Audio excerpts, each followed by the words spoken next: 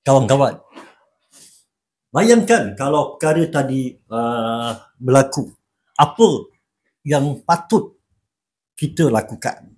Okey, saya nak sentuh pasal prevention. Prevention is better than cure. Mencegah adalah lebih baik daripada merawati. Banyak orang faham tentang ayat ini, tapi saya percaya hampir 90% terutama rakyat Malaysia tidak melakukan.